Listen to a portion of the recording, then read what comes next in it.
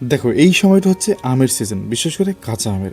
এই সময়টা যদি কাঁচা আম মাখা না খাও না, তাহলে কিন্তু সারা বছর পস্তাতে হবে। আমিও পস্তানোর আগে না গাছে উঠে পড়েছিলাম বাড়ির সামনের কাঁচা মিঠি আম গাছটায়, এবং 2-3টে আম ঝপ করে পেরে নিয়েছিলাম। এবং এই গাছটার আমের যে কি স্বাদ, লিটারেলি আমি বলে ভাষায় প্রকাশ করতে পারবো না। বিশেষ করে কাঁচা আমের, মানে আমার তো এখন ভেবে এখনো জিভে জল চলে আসছে। তার উপরে যদি এরকম মাখা হয়, তাহলে আর কি বলবো, যাকে একেবারে বাংলা ভাষায় বলতে হয় পারফেক্ট কম্বিনেশন। সোনায় সোহাগা। ঝড়ের দিনে ছোটবেলায় কিন্তু আম কুড়িয়ে খাওয়ার মজাই ছিল আলাদা। বিশেষ করে পাশের বাড়ি কাকিমাদের অনেক আম খেয়েছি। কাকিমা যদি এই ভিডিও দেখে থাকো, তাহলে আর কি বলবো। তাই বলে যে এই আমও চুরি করে এটা ভেবো না। কি আমগুলো কিন্তু সাইজ করা কমপ্লিট। এবার ভালো করে মাখানোর পালা।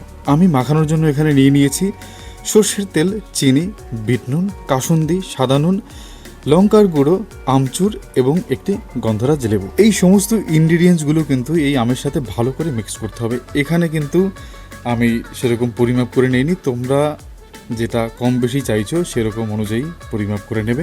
তোমাদের কাদের এরকম কাঁচা আম মাখা খেতে পছন্দ, অবশ্যই কমেন্টস করে জানাবে। এবং এই রকম মাখা বানানোর জন্য কাঁচা মিঠে আম দেখে ট্রাই করবে, দেখবে আরও বেশি জমে যাবে। ভিডিওটি দেখে অবশ্যই বুঝতে পেরে গেছো কতটা লোভনীয় হয়েছিল এই আমের রেসিপিটা।